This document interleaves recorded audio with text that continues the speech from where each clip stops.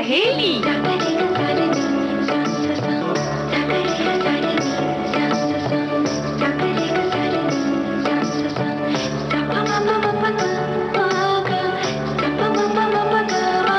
सखी सहेली।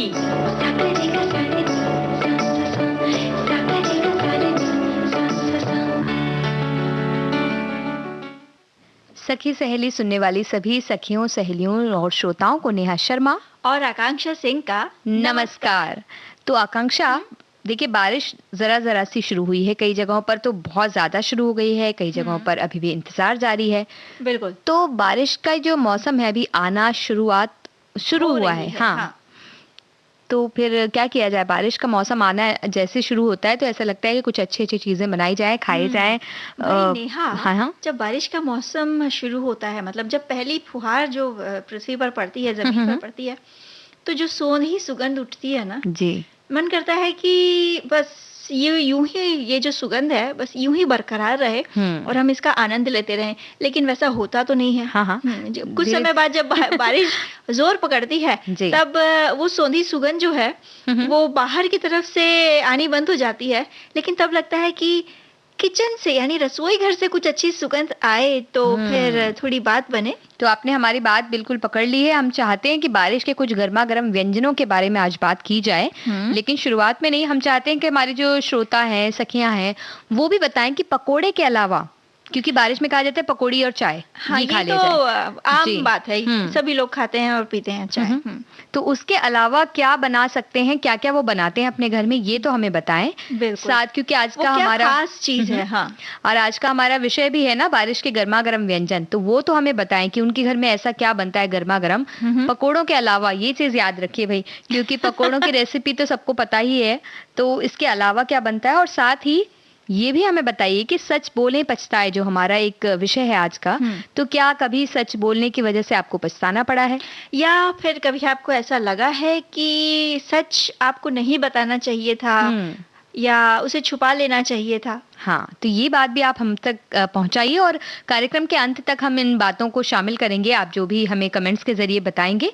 और आज और क्या बताने वाले हैं? और साथ ही सखी विशेष के अंतर्गत हम बात करेंगे किरण बाला बरा जी की। और आज है अंतर्राष्ट्रीय उष्ण कटिबंधीय दिवस, तो इस विषय में भी बात कर लेते हैं। बिल्कुल नेहा, जो 14 जून साल 2016 को संयुक्त राष्ट्र महासभा ने ये तय किया था कि हर साल 29 जून को अंतर्राष्ट्रीय उष्ण कटिबंधीय दिवस मनाया जाएगा जी। और पहली बार 29 जून साल 2016 को इस दिन को मनाया गया। और जो मुख्य कारण है इस दिन को मनाने का वो ये कि जो उष्ण कटिबंधीय क्षेत्र हैं उनकी विविधता और इन क्षेत्र में जो देश आते हैं उन देशों के सामने जो चुनौतियां हैं उनके बारे में सभी को बताना, यानी पूरे विश्व को बताना, और साथ ही साथ किस तरह के अवसर उन्हें दिए जा रहे हैं जी, इस बारे में भी बताना। बिल्कुल। और अगर हम बात करें उष्ण कटिबंधीय क्षेत्रों की, तो बड़े तौर पर हम ये कह सकते हैं जो ग्लोब है, हमारी जो पृथ्वी है, उसके बीच में स्थित जो कर्क रेखा, मकर रेखा के बीच, अक्षांश रेखाओं के बीच में जो क्षेत्र स्थित हैं, उन्हें उष्ण कटिबंधीय क्षेत्रों के रूप में जाना जाता है। और आमतौर पर यहाँ की जलवायु की अगर बात करें तो बाकी जगहों में जैसी गर्मी पड़ती है उससे ज्यादा यहाँ गर्मी पड़ती है और पूरे साल गर्म रहते हैं। हाँ, क्योंकि जो सूर्य की किरणें हैं वो सीधा पड़ती हैं इन क्षेत्रों पर और काफी नजदीक हैं सूर्य के ये। बिल्कुल, तो ये गर्म रहते हैं पूरे साल ज्यादातर। और इनके अंतर्गत जो क्षेत्र आते हैं उनमें भूमध्य रेखा के आसपास के क्षेत्र, उत्तरी अमेरिका, दक्षिणी अमेरिका, अफ्रीका, एशिया और ऑस्ट्रेलिया के हिस्से शामिल हैं, यानी हमारा देश भी इसमें शामिल है। बिल्कुल। और ये जो क्षेत्र आते हैं उष्ण कटिबंधीय क्षेत्र जो है, इनमें जो मौसम है ना, वो भी अलग अलग तरीके के होते हैं। जैसे गीला मौसम रहता है, नम मौसम रहता है, क्योंकि गर्मी के कारण यहाँ वर्षा भी अच्छी खासी होती है इन क्षेत्रों में। और साथ ही साथ ऐसा नहीं कि नम मौसम ही रहे जी, कुछ क्षेत्रों में, कुछ इलाकों में शुष्क मौसम भी पाया जाता है। बिल्कुल, तो इस तरह के मौसम से संबंधित बहुत सारी चीजें इन क्षेत्रों के लोगों को झेलनी पड़ती हैं और साथ में बड़ी खुशी खुशी रहते हैं।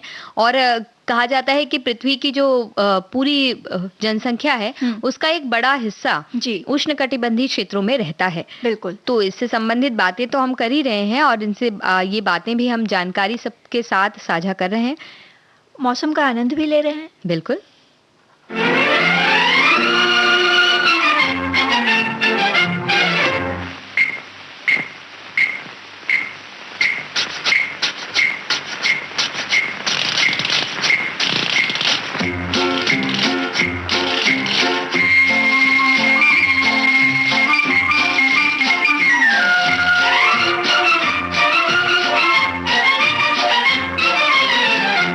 देखो मौसम क्या बहार है, सारा आलम बेकरार है, ऐसे में क्यों हम दीवाने हो जाए ना।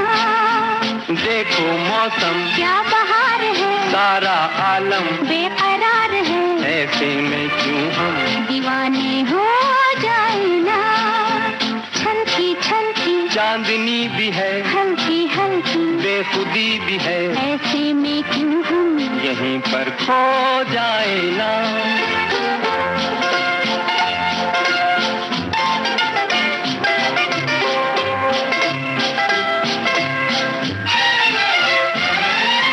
ठंडी ठंडी रेत में जलवों की बरसात है, क्या मस्ताना है समा, क्या मत वाली रात है। ठंडी ठंडी रेत में जलवों की बरसात है, क्या मस्ताना है समा, क्या मत वाली रात है। ओ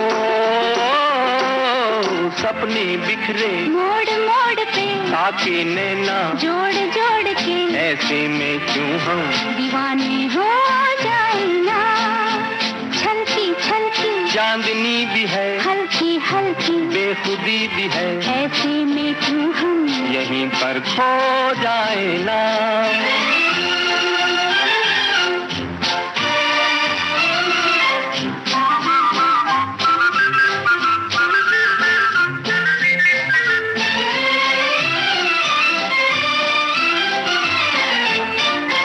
गाती सी हर सांस में बजती सी शहनाइयाँ, साया दिल पे डालती तारों की परछाइयाँ, गाती सी हर सांस में बजती सी शहनाइयाँ। साया दिल पे डालती तारों की परछाइयाँ। ओ झांकी चंदा आसमान से छेड़े हमको, जान जान के ऐसे में क्यों हम यहीं पर खो जाए ना। देखो मौसम क्या बहार है, सारा आलम बेकरार है, ऐसे में क्यों हम दीवाने हो जाए ना।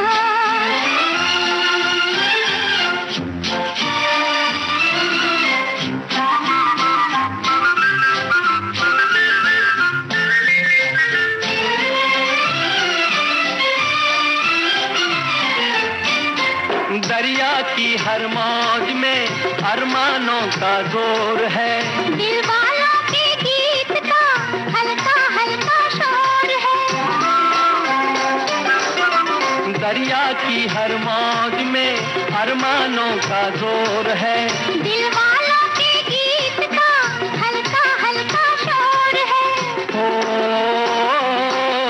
लहरें डोले झूम झूम के साहिल का मुंह, झूम झूम के ऐसे में क्यों हम दीवाने हो जाए ना।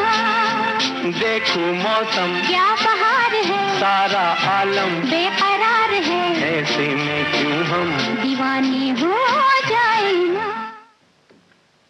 तो आकांक्षा ये तो मौसम की बात हो गई, लेकिन एक मौसम ऐसा भी था जिस वक्त हम ये सोच रहे थे कि क्या हम तो नहीं, लेकिन हमारे कुछ पूर्वज हैं वो ये सोच रहे थे कि क्या ऐसा संभव होगा कि वो अपने मन का कुछ काम कर पाएंगे या अपने ही देश में अपनी ही तरह से रह पाएंगे, सर उठाकर जी पाएंगे, जी। सर उठाकर चल पाएंगे।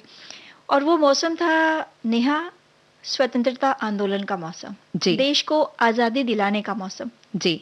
और स्वतंत्रता संग्राम की लड़ाई की अगर हम बात करें आकांक्षा, तो कोई भी पीछे नहीं था उस वक्त में। जी। और जिस वीरांगना की आज हम बात करने वाले हैं, उन्होंने स्वतंत्रता संग्राम में एक महत्वपूर्ण भूमिका निभाई और स्वतंत्रता प्राप्ति के बाद भी वो समाज सुधार के कार्य करती रहीं। बिल्कुल। बात साल 1904 में असम के नागौन जिले के एक गांव में जन्मी किरण बाला बरा की। हम्म। यूं तो नेहा उस दौर में लड़कियों की पढ़ाई बहुत मुश्किल थी, जी। लेकिन पिता कमल चंद्र पंडित शिक्षक थे, इसलिए किरण बाला को तीसरी तक पढ़ने का मौका मिला। बिल्कुल, लेकिन छोटी सी उम्र में उनकी शादी हो गई और उतनी ही छोटी सी उम्र में उनके पति के निधन के बाद वो वापस घर आ गईं। किरण बाला जी के जीवन में इतना कुछ घट रहा था और देश में भी आज़ादी को लेकर कई तरह की गतिविधियां शुरू हो रही थी। तो जब किशोरावस्था में वो पहुंची तो उनका रुझान देश की आज़ादी की गतिविधियों पर की ओर होने लगा और वो इस आंदोलन से जुड़ती गई। बिल्कुल।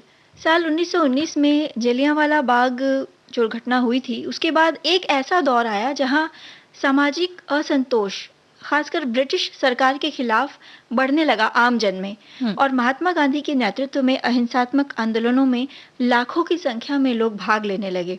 बिल्कुल। किरण बाला बरा भी पूरी तरह से इस आंदोलन से जुड़ चुकी थी।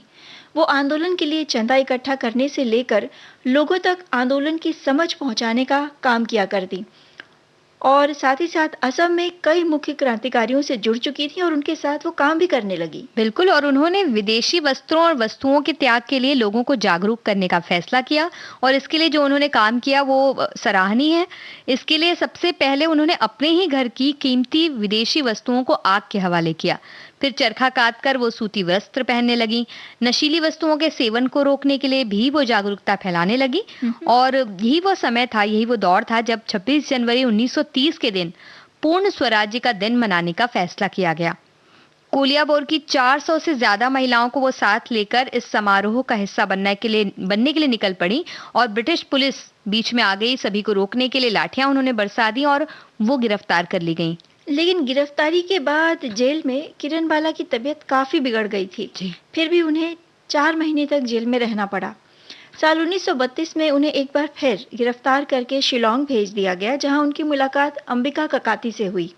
अंबिका को किरण बाला में एक ऐसी ज्वाला नजर आई जिसे वो खुद में भी देखा करती थी। अंबिका ककाती ने किरण बाला से कहा कि वो उनकी दिवंगत पुत्री के पति सनत राम बरा से विवाह कर लें और उनकी पुत्री के जो बच्चे थे उनकी देखभाल करने का बीड़ा उठा लें। बिल्कुल, और किरण बाला बरा जो थी वो अंबिका ककाती को इतना मानती थी कि उनकी बात उन्होंने नहीं टाली और विवाह कर लिया उन्होंने। और विवाह के बाद पति के साथ साथ 5 बच्चों की जिम्मेदारी उनके ऊपर आ गई, लेकिन इसके बावजूद उन्होंने आंदोलन में अपनी भागीदारी में कोई कमी नहीं आने दी। वो ससुराल में जब थी तो आंदोलन को बढ़ाने के लिए उन्होंने एक नया रास्ता ढूंढ निकाला। उनके जो पति सनत राम थे वो तभी शुरू हुई थी एक श्रीमंत शंकर देव संघ, उसके सेक्रेटरी थे। तो इसके कारण उनके घर में कई श्रद्धालु आया जाया करते थे और किरण बाला बरा के लिए ये बहुत ही अच्छा मौका उन्होंने देखा। और जैसे ही उन्हें समय मिलता इन श्रद्धालुओं से बात करने का तो वो देश की स्थिति से उन्हें अवगत करवाती और आंदोलन में भाग लेने के लिए उन्हें उत्साहित भी किया करती थी। बिल्कुल। इसके अलावा वो गांधी जी के सविनय अवज्ञा आंदोलन और दांडी यात्रा को लेकर भी लोगों में जागरूकता फैला रही थी। इसके लिए वो घर घर जाकर लोगों से बात किया करती, उनसे भोजन और दूसरे सामान इकट्ठा करके आंदोलनकारियों तक पहुंचाया करती। और यही नहीं, वो महिलाओं के मन में भी जागरूकता का विचार ला रही थी, जिससे वो समाज में फैली जो कुरीतियां थी उनको स्वीकार न करें, उनके खिलाफ आवाज उठाएं। जी, और ये सारा काम जब वो कर रही थी आकांक्षा, तो इसके साथ ही वो पति के 5 बच्चों को और अपने परिवार को तो संभाल ही रही थी। साथ ही इसी दौरान वो खुद 5 बच्चों की माँ बन गई थी। तो यानी घर पर 10 बच्चों की देखभाल करना है, परिवार का ख्याल रखना है। इन सब के साथ साथ उनके मन में हर समय देशभक्ति की भावना होती थी जो कि उन्हें सोने नहीं देती। और ऐसे समय में जब भारत छोड़ो आंदोलन की शुरुआत हुई तो वो जगह जगह छापामारी होने लगी। यहाँ तक कि ब्रिटिश क्रांतिकारियों को 2-3 सालों के लिए जेल में भर दिया करते थे। लाखों लोगों को गिरफ्तार किया जाता, लाठियां बरसाई जाती। ये सारे काम जब हो रहे थे उस वक्त भी उनके मन में देशभक्ति की भावना तो बिल्कुल प्रबल थी। बिल्कुल, और एक क्रांतिकारी विचार था उनके मन में। किरण बाला ने ये जो ब्रिटिश आंदोलन, जो ब्रिटिशर्स थे, उनके खिलाफ विरोध की आवाज उठाई, कई आयोजन किए, पुलिस की लाठी का सामना किया। वो आंदोलन में स्वतंत्रता प्राप्ति तक डटी रही। जी,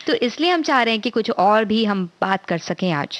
अच्छा, स्टफ्ड कचौड़ी विथ चटनी का आनंद बारिश में ले सकते हैं हम, ऐसा हमारे एक साथी कह रहे हैं। हाँ, हाँ। लेकिन उन्होंने ये नहीं बताया कि ये जो स्टफ कचौड़ी है ये बनेगी कैसे। शायद ये सोच रहे होंगे कि बाहर से ही लाके बना खिला खा हाँ, लें। ऐसा भी हो सकता है, क्योंकि कई बार ऐसा होता है ना कि घर में हम अकेले ही होते हैं, तो हमें ऐसा लगता है कि इस चीज का आनंद लेना चाहिए, पर वो आनंद लेने के लिए जो बाद में मेहनत करनी होती है, तो हम ऐसा सोचते हैं उससे अच्छा चलिए मंगा लिया जाए और खा लिया जाए।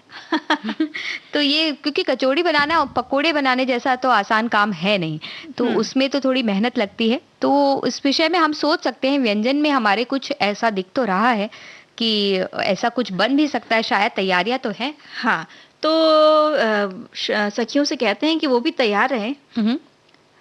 क्या क्या विधियां, क्या क्या व्यंजन, मतलब क्या क्या रेसिपीज हम लेकर आए हैं, वो तो अभी नहीं बताएंगे, तभी बताएंगे। हाँ, अभी नहीं बताएंगे, तभी बताएंगे। और सच को लेकर भी बहुत से हमारे साथी हैं जो कमेंट कर रहे हैं, वो कह रहे हैं सच बोलना अच्छी बात है, लेकिन जब किसी झूठ से किसी की जान बच जाए तो झूठ भी सच से ज्यादा महत्व रखता है, लेकिन कई बार सच बोलने से पछताना भी पड़ता है। वो कह रहे हैं अगर मैं कह दूं मैं बहुत अमीर हूँ, मेरे पास बहुत पैसे हैं, तो लोग मेरे पीछे पड़ जाएंगे कि मदद करो, सहायता करो, पैसा दे दो। और कई बार सच बोलने से फायदा भी होता है। फायदा ये होता है कि आपकी छवि समाज में अच्छी बनी रहती है, आप एक नेक इंसान हैं, सच्चे इंसान हैं, ईमानदार हैं, वक्त पड़ने पर लोगों की मदद करते हैं, तो इस प्रकार से वो भी एक फायदा भी होता है और नुकसान भी है। भाई, दोनों पहलू हैं सच बोलने के, नेहा। फायदा तो होता है, फायदा भी होता है और कभी-कभी नुकसान भी होता है। तो इस बारे में हम बातें करेंगे।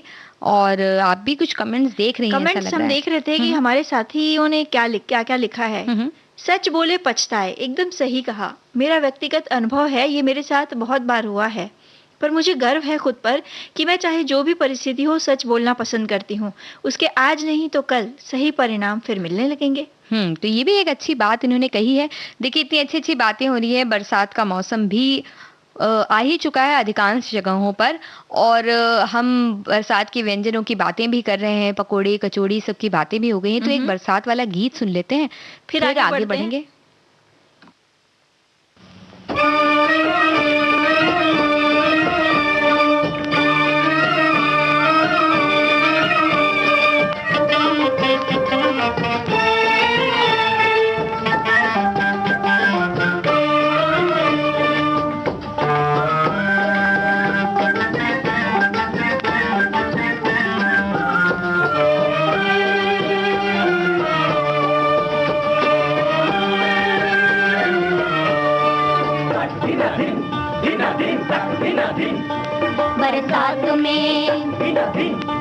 बरसात में हमसे मिले तुम सजन, तुमसे मिले हम बरसात में। बरसात में हमसे मिले तुम सजन, तुमसे मिले हम बरसात में।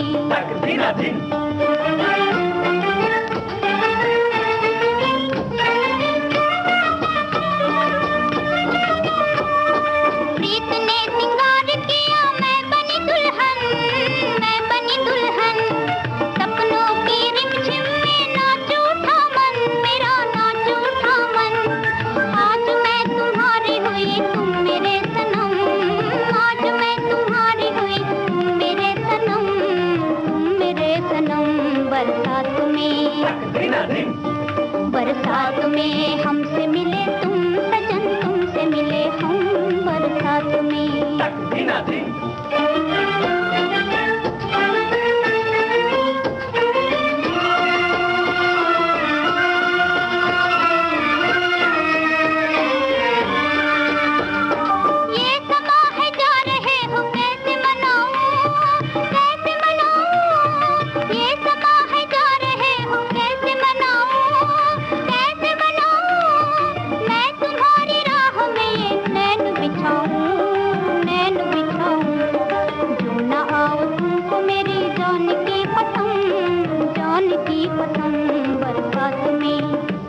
बरसात में हमसे मिले तुम सजन, तुमसे मिले हम बरसात में।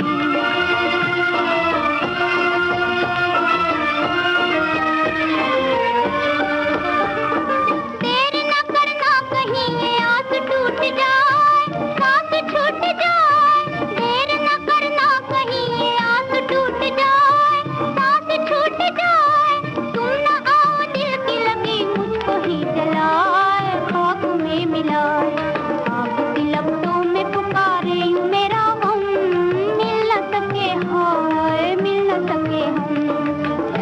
सके हाय, मिल न सके हम, मिल न सके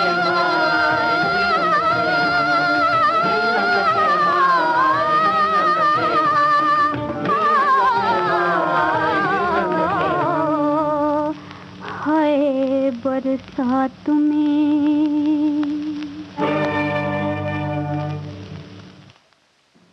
तो देखिए बरसात में वो कह रहे ना कि देर ना हो जाए, देर ना हो जाए, इस गीत में जब बार बार कहा जा रहा था, असल में बरसात में अगर आप घर पहुंचने में देर हो जाती है तो बहुत सारा जो नाश्ता बना होता है वो सफाचट हो जाता है, वो मिलता नहीं है। तो देर ना हो जाए, आस ना छूट जाए जो है, इस गीत में हम उससे जोड़ सकते हैं। तो समय पर घर पहुंचे। हाँ, समय पर घर पहुंचे और सिर्फ पकोड़े ना खाएं। हमारे साथी पकोड़ों की रेसिपी बहुत बता रहे हैं, कह रहे हैं पकोड़े वाले अच्छे लगते हैं, लेकिन हम तो बिल्कुल वादा करते हैं कि आज पकोड़ों की रेसिपी हम नहीं बताएंगे और हम कुछ नई चीजें बनवाएंगे और उसके बाद आपको अच्छा भी लगेगा उसे खाकर।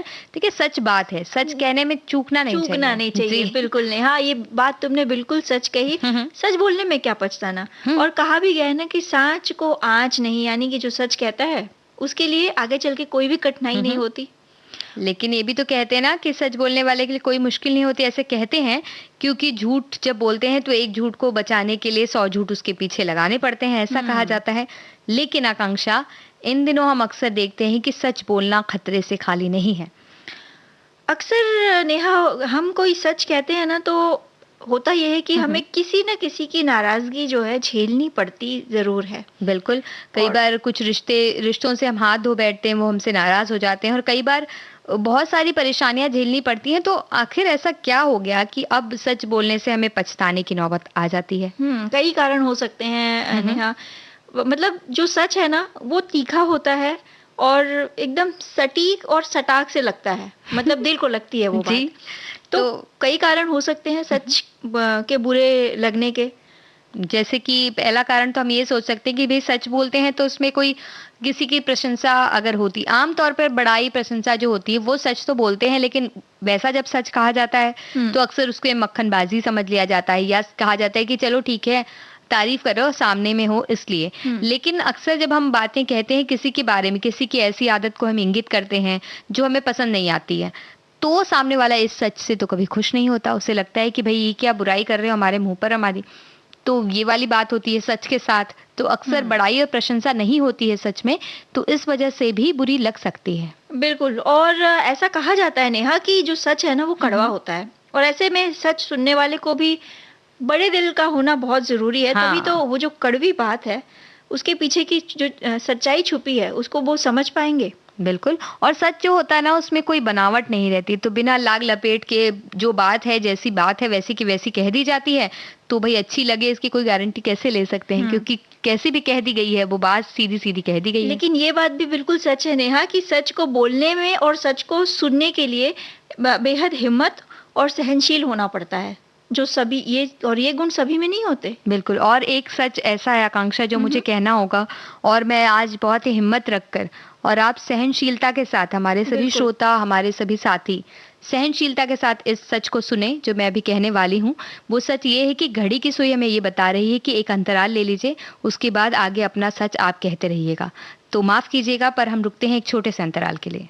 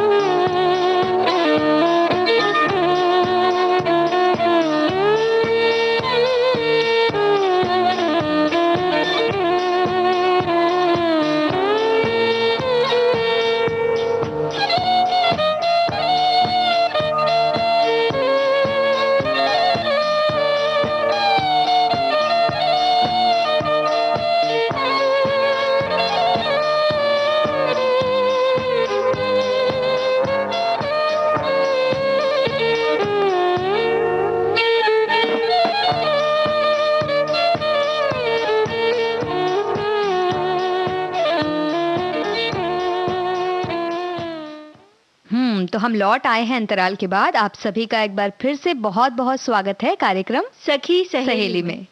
तो भाई आकांक्षा, हम बात कर रहे थे कि सच की क्यों बुरा लगता है, क्यों अच्छा नहीं लगता, ये तो हमने जान लिया कि भई सीधे सीधे कहा जाता है, बिना लाग लपेट के, आमतौर पे प्रशंसा नहीं करते हम सच कहते वक्त, ये सारी चीजें जो होती हैं इसकी वजह से बुरा लगता है। बिल्कुल, लेकिन नेहा क्या ऐसा कोई तरीका हो सकता है कि सच कहा भी जाए और सामने वाले को बुरा भी ना लगे या ठेस ना पहुंचे दिल को? तो इन तरीकों के बारे में हमें सोचना चाहिए, क्योंकि अगर सच को अगर हम थोड़ी अच्छी तरह से कहें, यानी कहते तो अच्छी तरह से, सच तो हमेशा अच्छा होता है ऐसा कहा जाता है, लेकिन और थोड़ी अच्छी तरह से अगर उन्हें कहा जाए तो हमें पछताना नहीं पड़ेगा और सामने वाला भी शायद उसे स्वीकार कर सके। तो आमतौर पे हमें एक माहौल देखना चाहिए कि हम सच बोलने वाले हैं, तो एक माहौल होना चाहिए।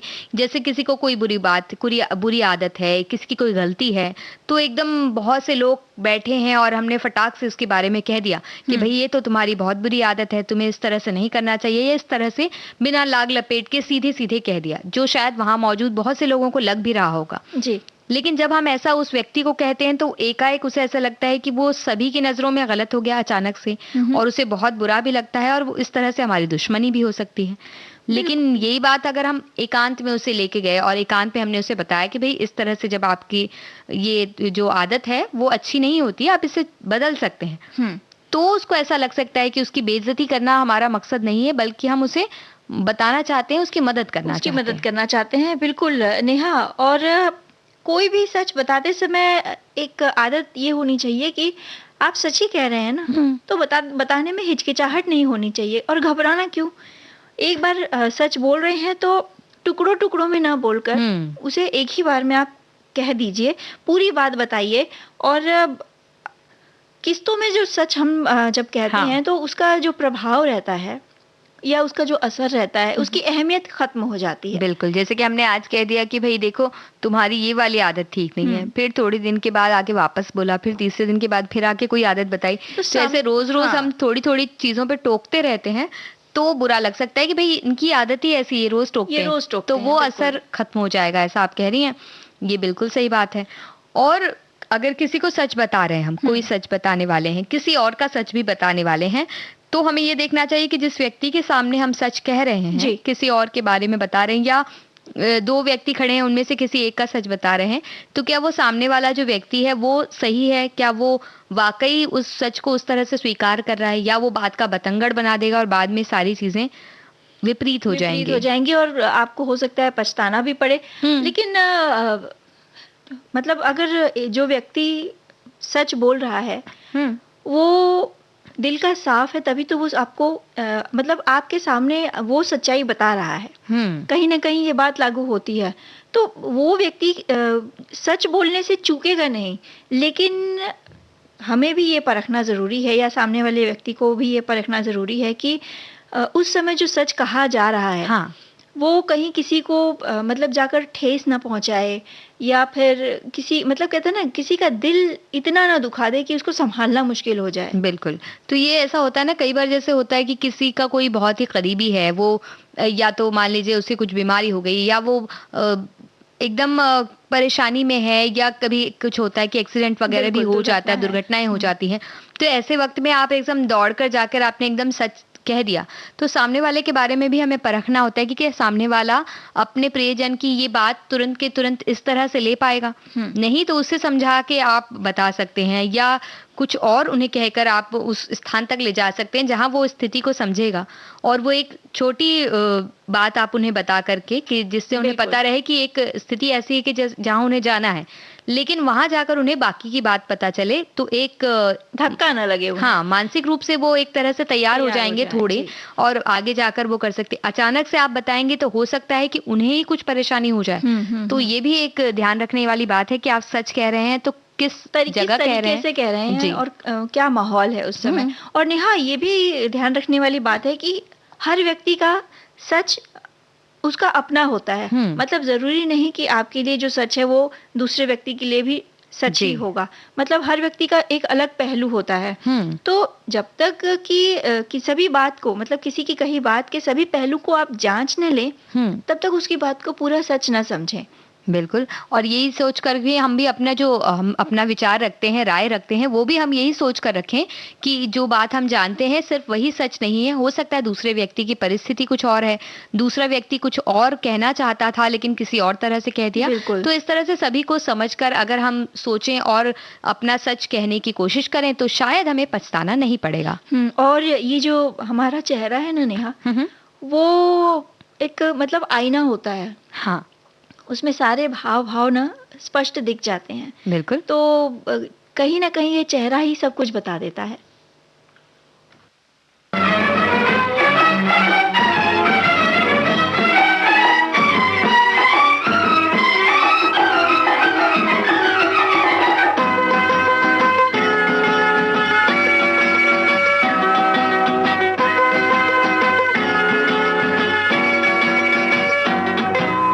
लाख छुपाओ छुप न सकेगा राज तो कितना गहरा, लाख छुपाओ छुप न सकेगा राज तो कितना गहरा, दिल की बात बता देता है असली नकली चेहरा, लाख छुपाओ छुप न सकेगा राज तो कितना गहरा, दिल की बात बता देता है असली नकली चेहरा।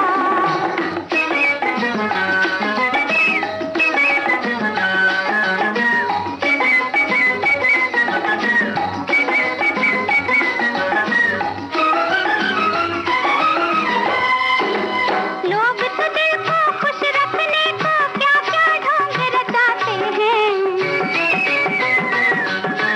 भेष बदल कर इस दुनिया में बहरूपे बन जाते हैं,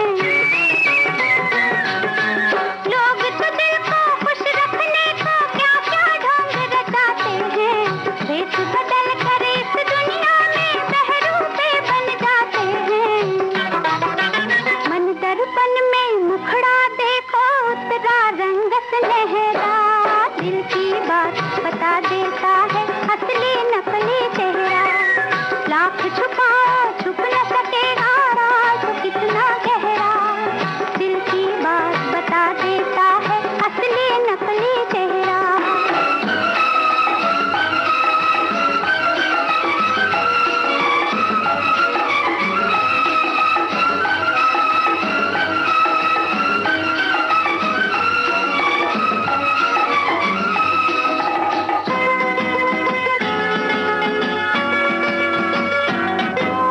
अपना हमको और बना हमने तो पहचान लिया, सागर से भी गहरे निकले हमने तुमको जान लिया, अपना हमको और बना हमने तो पहचान लिया, सागर से भी गहरे निकले हमने तुमको जान लिया, जिसके मन में चोर छुपा हो सामने कब वो ठहरा, दिल की बात बता देता है असली नकली चेहरा, लाख छुपाओ छुप न सकेगा राज तो कितना गहरा, दिल की बात बता देता है असली नकली चेहरा, लाख छुपाओ छुप न सकेगा राज तो कितना गहरा, दिल की बात बता देता है असली नकली चेहरा। नेहा, एक राज की बात हाँ हाँ, बता बताइए। दें? बता ही देते हैं, अब क्या ही छुपाना है ना, अपने ही बता है ही सब। दो। तो राज की बात ये है कि बारिश में पकोड़ों के अलावा भी कुछ गर्मा गर्म खाया जा सकता है। क्या बात है। बिल्कुल। और खाया जा सकते कह रहे तो ऐसा नहीं कि चाय की बात करें कि चाय खा ले चबा चबा के थोड़ा, तो वैसा कुछ नहीं है भाई। देखिए, हम बहुत अच्छी अच्छी चीजें हैं जो पकोड़ों की तरह खाई जा सकती है, और हमारे साथियों ने भी इंस्पायर होकर अब उन्होंने भेज दिए हैं कुछ रेसिपी हमें, जैसे पनीरी गोले, गर्मा गर्म चटपटे पनीरी गोले। चटपटे ऐसा शब्द है जो सुनते ही आदमी के, इंसान के मुंह में पानी आ जाता है। हाँ, तो ना आए बताया जाए तो फिर वो चटपटी चीज नहीं है। तो गर्मा गर्म चटपटे पनीर गोले बनाने के लिए आपको चाहिए 50 ग्राम पनीर, 2 क्यूब चीज की, और आधा चम्मच काली मिर्च, 2 चम्मच कॉर्नफ्लोर, 1 हरी मिर्च बारीक कटी हुई, स्वाद के अनुसार आप नमक डाल सकते हैं, चेरी 1 चम्मच चाहिए। और सबसे पहले चीज़ और पनीर दोनों को कद्दूकस करके उसमें नमक, काली मिर्ची और हरी मिर्ची मिला दीजिए और इसके बाद एक बर्तन में कॉर्नफ्लोर को पानी में घोल लीजिए। इसके बाद आप चीज़ और पनीर के मिश्रण के गोले बनाकर उसमें चेरी रखिए और अब तैयार गोलों को कॉर्नफ्लोर में लपेटकर फ्रिज में थोड़ी देर के लिए रखना पड़ेगा और थोड़ी देर के बाद इन्हें डीप फ्राई करके बारिश के मौसम में गर्मा गर्म चटपटे पनीरी गोले का हरी चटनी या टोमेटो सॉस के साथ आनंद उठाएं। तो देखिए इसको बनने में लगेगा थोड़ा वक्त, तो जैसे ही बादल घिरें वैसे ही सामग्री बना के रख दें फ्रिज में, तो जैसे ही बारिश हो तो इसे तलकर खा लें, है ना। क्या बात है। चटपटे पनीरी गोले और चटपटी तो हो गई। हाँ। अब बारिश में चटपटे के अलावा और क्या अच्छा लगता है नेहा? ये चटपटे और गर्मा गर्म चीजें ऐसा अच्छा लगता है। चाय भी तो अच्छी लगती है। हाँ, चाय भी अच्छी लगती है। चाय बनाने के तो कई तरीके हैं। सादी चाय भी बनाई जा सकती है, लेकिन मसाला चाय अगर हो साथ में। देखिए वक्त भी हो चुका है मसाला चाय पीने का, तो आप बताइए रेसिपी, हम तैयारी करते हैं। अब यहाँ से निकल के सीधे चाय पीने ही चलेंगे। हाँ, लेकिन हमारे श्रोता जो हैं वो तैयारी कर सकते हैं साथ ही साथ, तो चलिए आप बताइए। मसाला चाय बनाने के लिए और ज्यादा कुछ नहीं करना है, जिस तरह सादी नॉर्मल चाय बनती है, आम चाय बनती है वैसे ही, लेकिन उसमें आप अपने स्वाद के अनुसार लौंग डाल दीजिए, 1 या 2 तेज पत्ते डाल दीजिए, साथ ही अगर आपके पास हरी चाय की पत्ती है तो उसके भी थोड़ा कतरन डाली जा सकती है। साथ ही साथ एकदम चुटकी भर काली मिर्च और खौलाते समय ही आप गुड़ डाल दीजिए। याद रहे इस चाय में आपको दूध नहीं डालना है। तो ये बिना दूध की गुड़ वाली चाय बन गई है। नहीं भाई, गुड़ वाली चाय तो ये बन गई। दूध आपको कब डालना है? जब चाय पूरी तरह खौल जाए, जब आप चाय को कप में छान लें, उसके बाद ऊपर से आपको गर्म दूध इसमें डालना है। अगर आप दूध पहले ही खौलाते समय ही डाल देंगे तो दूध फट जाएगा, तो पनीरी चाय बन जाएगी। हाँ, पनीरी चाय। हाँ, तो ये एक रेसिपी है। तो पनीरी चाय अगर हमें नहीं बनानी है तो हम गुड़ वाली चाय बनाएंगे और दूध डालेंगे बाद में। लेकिन ये बताइए, ये जब चाय बन गई है और इससे पहले हमने वो पनीर वाले जो बॉल्स हैं वो बनने में थोड़ा टाइम है, वो अभी फ्रिज में रखे हुए हैं, तो थोड़ी देर में वो तला जाएंगे जब तक चाय उबलती तब तक। तो इस बीच में हम आलू और दाल की टिक्की अगर बनाने की सोच लें तो, क्योंकि हम कल बना सकते हैं, इसके लिए थोड़ा टाइम लगेगा, लेकिन हम बना सकते हैं, अभी बारिश शुरू नहीं हुई है ज्यादा। बिल्कुल। तो इसके लिए हमें चाहिए 500 ग्राम आलू, यानी आधा किलो आलू चाहिए, 3 ब्रेड के स्लाइस चाहिए, स्वाद के अनुसार नमक और लाल मिर्ची चाहिए, गरम मसाला साथ में आप जितना खाना चाहते हैं तो डालिए, नहीं चाहते तो नहीं भी डाल सकते हैं, आधा चम्मच जीरा का पाउडर, आधा चम्मच धनिया पाउडर, आधा कप चने की दाल हल्की उबाल के, हरी मिर्च बारीक कटी हुई, नींबू का रस और हरे धनिया जैसी सामग्री आपको इसके लिए चाहिए। बिल्कुल। और इसको बनाने के लिए पहले तो आप ब्रेड को बिल्कुल क्रम्बल कर लें, यानी कि बिल्कुल चूरा कर लें, और मैश किए हुए आलू, चना दाल, हरा धनिया, नींबू का रस और हरी मिर्ची डालिए और इसके बाद इसमें जीरा, धनिया पाउडर, गरम मसाला, नमक और थोड़ा सा कुछ तेल की बूंदें भी इसमें डाल दीजिए और सबको अच्छे से मिक्स कर लीजिए। और मिक्स करने के बाद इनकी गोल गोल टिक्की बना लीजिए और ब्राउन होने तक इसको फ्राई कीजिए, या अगर वो थोड़ा सा टाइट आप रख सकते हैं तो आप उसको हल्का तेल डाल के जैसे टिक्की सेकते हैं ना, वैसा सेक भी सकते हैं। वैसे एक राज की बात ये भी कि जब शैलो फ्राई करते हैं, यानी कम तेल डालकर हम तलते हैं, सेकते हैं एक तरह से, तो उसमें ज्यादा तेल लगता है। असल में अगर आप तल लेते हैं तो एक ही बार में तेल में जाती है और बाहर आ जाती है। बिल्कुल। और शैलो फ्राई के टाइम में ऐसा होता है कि धीरे धीरे वो तेल सोख लेती है। तो ये आप सोचिए कि आप कैसा बनाना चाहते हैं, पर बनाइए और चटपटी ये जो टिक्की है वो खाइए मसालेदार चाय के साथ। तब तक हम गीत सुनते हैं। बिल्कुल।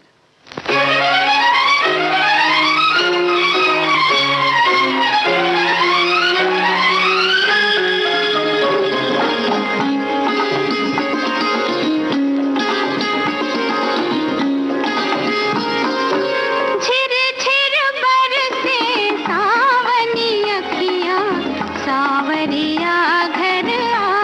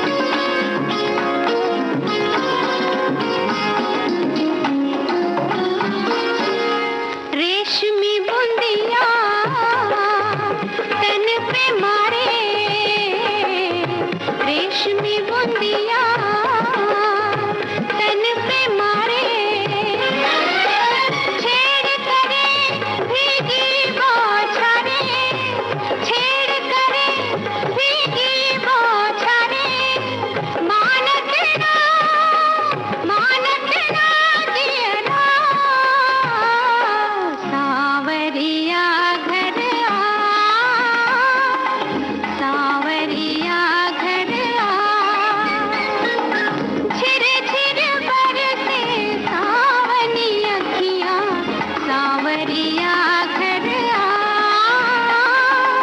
सांवरिया घर आ।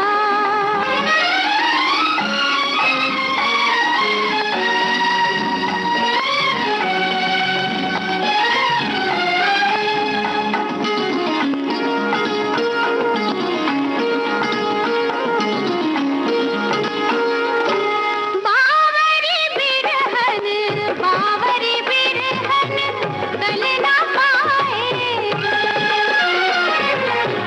बावरी बिरहन कल ना पाए, पल बीते जैसे जुग जाए, पल बीते जैसे जुग जाए, कैसे कटे बिरहा, कैसे कटे बिरहा, सांवरिया घर आ, सांवरिया घर आ। छिर छिर बरसे सावनी अखियाँ, सांवरिया घर आ, सांवरिया घर आ। तो आकांक्षा, जीवन का शाश्वत सच यही है, सत्य यही है कहना चाहिए। शाश्वत के साथ सत्य शब्द जो है बहुत अच्छा लगता है। जैसे बरसात के साथ पकोड़े सबको अच्छे लग रहे हैं, हाँ। तो यही सत्य है कि भाई भूख लगती है सभी को और सब खाना चाहते हैं, खाने के लिए ही जीवन चल रहा है। और जब ज्यादा भूख लगे तो कुछ झटपट कुछ बनाना हो तो हमारी सखी बता रही हैं कि हमारे यहाँ झाल मुड़ी खूब खाई जाती है। उबले आलू, खीरे, टमाटर में नमक, चाट मसाला, हरी मिर्च, हरा धनिया और नारियल सबको छोटा छोटा काट कर उसमें नींबू निचोड़ कर चनाचूर, भुजिया, इन सबको मूड़ी मतलब जो हाँ। लाई होती है, लैया होती है, उसमें मिलाकर खाते हैं तो बहुत चटपटा लगता है। देखिए अभी बोलते बोलते जो आकांक्षा के मुंह में पानी आया है, तो उसके लिए हम कुछ कर नहीं सकते हैं, क्योंकि आप लोग जिस तरह से, हम भी अपनी तरफ से कोशिश कर रहे हैं कि सुनते सुनते भी आपके मुंह में पानी आ जाए। तो चलिए देखिए आकांक्षा, ये पकोड़े नहीं बना रहे तो क्या हुआ, तलेंगे नहीं क्या? तलेंगे, हम बिल्कुल कुछ तलेंगे। और तलेंगे भाई। हाँ, तो हम तलेंगे समोसा, और समोसा आलू वाला नहीं बनाएंगे, हम बनाएंगे मूंग दाल का समोसा। और चाहे तो हम इसको कचौरी भी बना सकते हैं, अपने मन के अनुसार आप आकार दीजिए और उसके बाद ही वो चीजें बदल जाती है, नाम बदल जाता या है। समोसा रख दीजिए या कचौड़ी हाँ। रख दीजिए उसको। तो ये जो समोसा है, इसे बनाने के लिए हमें जो फीलिंग तो भरेंगे ही, क्योंकि भावनाएं, जो फीलिंग जो होती है वो बहुत जरूरी होती है। लेकिन हम फिलहाल बता दें कि ऊपर क्या करना है। तो समोसे के बनाने के लिए आपको 2 कप मैदा चाहिए, स्वाद अनुसार नमक चाहिए। मैदा की जगह आप आटा भी ले सकते हैं, थोड़ा सा स्वाद बदल जाता है, लेकिन चाहे तो या दोनों बराबर मात्रा में भी आप मिला सकते हैं। और इसके साथ ही 2 चम्मच तेल, पानी, और इसमें भरने के लिए अब जो चीज चाहिए वो है धुली मूंग की दाल भीगी हुई, तेल 1 चम्मच, जीरा, हींग, 3 चम्मच गरम मसाला, 3 चम्मच मिर्च का पाउडर, 2 चम्मच सौंफ और 2 चम्मच धनिया पाउडर, स्वाद के अनुसार नमक, और 1.5 चम्मच आमचूर के पाउडर की भी आपको ज़रूरत होगी। और सबसे पहले आप ऐसा कीजिए कि मैदा में नमक और तेल डालें और एक थोड़ा सा सख्त सा आटा गूंथ करके इसको रख दीजिए अलग। 15 मिनट के लिए इसको वक्त लगेगा, तब तक आपका फीलिंग बन जाएगा। तो इसके लिए सबसे पहले आपको जो दाल आपने पीसी हुई थी उसका पानी निकाल के, इसको दाल भिगोई हुई थी इसे पानी निकाल के पीसना है। उसके बाद एक पैन में तेल डालिए, गरम कीजिए, उसमें दाल डालिए, दाल के साथ जो बाकी सामग्री है यानी जो मसाले हैं वो सब इसमें डाल दीजिए और धीमी आंच पर इसको धीरे धीरे पका लीजिए। और जब मिश्रण ये बन जाए, तैयार हो जाए, चख के देख लीजिए कैसा स्वाद आ रहा है और आंच से उतार के उससे ठंडा होने दीजिए। अब जो आटा है उससे लोई बनाइए और रोटी की तरह बेलकर आप बीच में से काट लीजिए और एक टुकड़े किनारे पर पानी लगाकर इसे कोन का शेप दे दीजिए, जैसा कि समोसा बनाते हैं हम जी। और मिश्रण भरिए और इसके बाद इसे बंद करके तेल में आप इसको डीप फ्राई कीजिए, गोल्डन ब्राउन हो जाए तब तक फ्राई कीजिए। और हरी मिर्ची और हरी और लाल चटनी के साथ आप इसे परोस सकते हैं, हरी मिर्च के साथ भी परोस सकते हैं क्योंकि खाते हैं। और अगर कचौरी बनानी है तो वो गोल आकार दे दीजिए इसका, बस बन गया। क्या बात है। और कचौरी और समोसा दोनों एक ही में, मतलब एक ही मिश्रण में, एक ही भरावन में काम हो जाएगा। अब सूजी के अप्पे नेहा सब खाते हैं, हाँ, लेकिन हमारी सखी ने चावल और दाल के अप्पे बनाने की रेसिपी भेजी है हमें। बताइए बताइए। 1 कटोरी चावल, आधी कटोरी उड़द दाल, 2-4 घंटे के लिए धोकर पानी में भिगोना है। अब प्याज, टमाटर, शिमला मिर्च, पत्ता गोभी, गाजर और हरी मिर्च, इसके अलावा अगर आप कोई सब्जी डालना चाह रहे हैं तो भी वो अपने इच्छानुसार काट के डाली जा सकती है। 2-3 घंटे बाद भीगे दाल चावल के पानी अलग कर इन्हें पीस लेना है और फिर इस मिश्रण में दही मिलाकर एक जो गाढ़ा घोल जैसा बना लेना है और जो सारी कटी हुई सब्जियां हैं इसमें हमें मिला देनी है। साथ साथ लाल मिर्च स्वाद के अनुसार, अगर आप डालना चाहें तो जीरा पाउडर मिला लें स्वादानुसार और फिर इस मिश्रण को 15 से 20 मिनट के लिए अलग रख दें, छोड़ दें।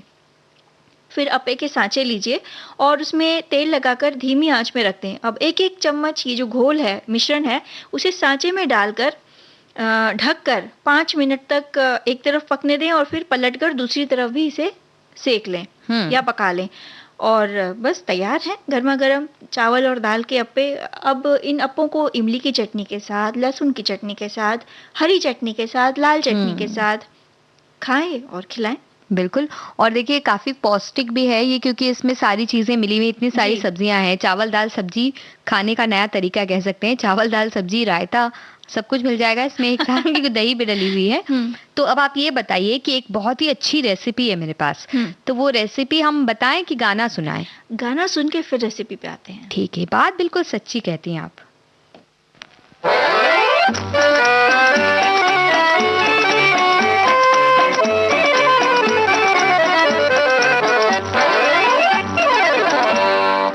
सच सच सच, ओ डियर सच सच, I love you very much very much very much. सच सच सच, ओ डियर सच सच, I love you very much very much very much.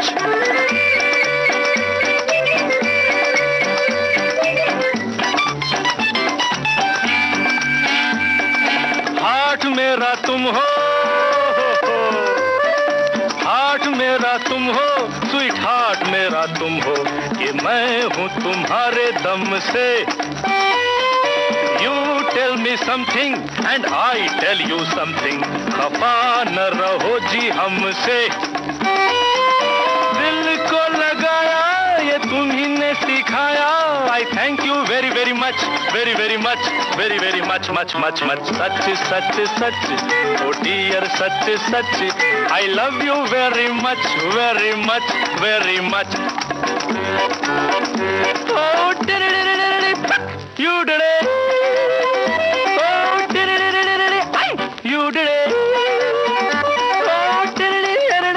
it, oh did it। दिल बाग बाग तेरा, वाह वाह, दिल बाग बाग तेरा, दिल मेरा गार्डन गार्डन, गुलाब है दोनों खिल के।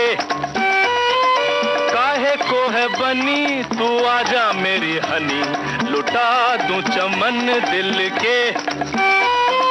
गली उल्फत की ये गुल उल्फत का, I thank you very very much, very very much, very very much much much। सच सच सच, ओ डियर सच सच, I love you very much very much very much।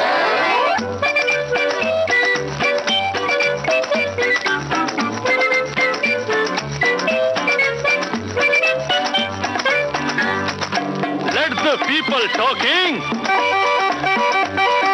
let the people talking, हम रॉक रॉक रॉकिंग, न मान किसी का कहना। यू भी अकेली एंड आई भी अकेला, तू साथ हमारे रहना। पीछे पीछे आना, रुक मत जाना, I want you very very much, very very much, very very much much much। सच सच सच, ओ डियर सच सच, I love you very much very much very much। सच सच सच, ओ डियर सच सच, I love you very much very much very। Oh dear, dear, I love you, I love you very much, very very very much much much। Oh dear, don't fear, come near। तो इस तरह से बातें तो हो रही हैं आकांक्षा, लेकिन जैसा कि मैंने कहा था कि एक रेसिपी है मेरे पास, जल्दी बताइए। तो ये है रंग बिरंगी पापड़ी चाट की रेसिपी। इसमें भी रंग है? तो 250 ग्राम मैदा चाहिए इसके लिए, 50 ग्राम सूजी, एक छोटा चम्मच बेकिंग पाउडर चाहिए, 2 बड़े चम्मच तेल चाहिए मोयन डालने के लिए। हरा, पीला और लाल रंग हम खाने वाला डाल सकते हैं, वैसे ये मन के अनुसार है, डालें या ना डालें। तेल और नमक स्वाद के अनुसार लीजिए। 20 से 25 लौंग इसके लिए चाहिए। सबसे पहले मैदे में सूजी और बेकिंग पाउडर को मिलाकर छान लें। इसमें नमक मिलाकर तेल का मोयन देकर कड़ा आटा गूंथ लें। गूथे हुए आटे को 3 बराबर हिस्सा कर लीजिए और हर हिस्से में अलग अलग रंग मिलाइए, जैसे एक में पीला मिलाया, दूसरे में लाल, तीसरे में हरा। तो इस तरह से रंगीन जो आटे तैयार हो जाएंगे तो अलग अलग छोटी छोटी लोइयां बनाइए और किसी भी रंग की लोई को लेकर बड़ी पापड़ी आप बेल लीजिए और इस तरह से अलग अलग रंगों के साथ हमें करना है। तो पहली के साथ एक बड़ी पापड़ी बेली तो दूसरे के साथ थोड़ी छोटी और उसके बाद सबसे छोटी पापड़ी, ऐसा हम बेल सकते हैं। फिर पहले पीले रंग की पापड़ी लेके किनारे से चाकू से छोटे छोटे 4-5 कट लगाएं। तो इसी तरह से बाकियों में भी करें और तीनों आकार की पापड़ियों को एक के ऊपर एक हम इस तरह से रखें कि बड़ी पापड़ी नीचे, फिर उसके ऊपर उससे छोटी, फिर उसके ऊपर सबसे छोटी, और इसके बीच में आप लौंग लगा दीजिए। लौंग को आप कढ़ाई में तेल गरम करके धीमी आंच में ही इस पापड़ी को तल लीजिए और प्लेट के ऊपर चटपटी सेव जमाकर रंग बिरंगी पापड़ी आप ऊपर रखिए और ऊपर से हरी चटनी, मीठी चटनी, पिसा जीरा, लाल मिर्ची पाउडर, नमक जो होता है वो बुरक कर आप डालिए। या दही भी आप डाल सकते हैं, जैसे आप चाट बनाते हैं वैसा आप बना सकते हैं। क्या बात है। हमारी सखी कह रही है कि मुठिया या फुंडके चना दाल को भिगाकर दरदरा पीस लें, फिर उसमें लहसुन, हरी मिर्च को कूट कर मिला दें, प्याज को बारीक काट कर मिलाएं, नमक स्वाद अनुसार और साथ में हल्दी और हरा धनिया मिलाकर पूरे मिश्रण को मिलाकर आपको मुठिया का आकार देना है और फिर उसे भाप पर पका लें। खाने में बहुत स्वादिष्ट लगते हैं और इस पर हम लोग ऊपर से कच्चा तेल मिलाकर खाते हैं। आप चाहे तो बघार भी लगा सकते हैं। तो ये बहुत अच्छी बात कह दी और घड़ी की सुई ये कह रही है उससे भी अच्छी बात कि अब आप लोग चाहें तो बाहर जा करके चाय और नाश्ते का आनंद ले सकते हैं क्योंकि वक्त हो चला है। ये भी सच है। तो ये सच है। तो इस सच के साथ ही लेते हैं हमारी सभी सखियों, सहेलियों और श्रोताओं से इजाजत। दीजिए नेहा शर्मा और आकांक्षा सिंह को इजाजत। सभी का नमस्कार।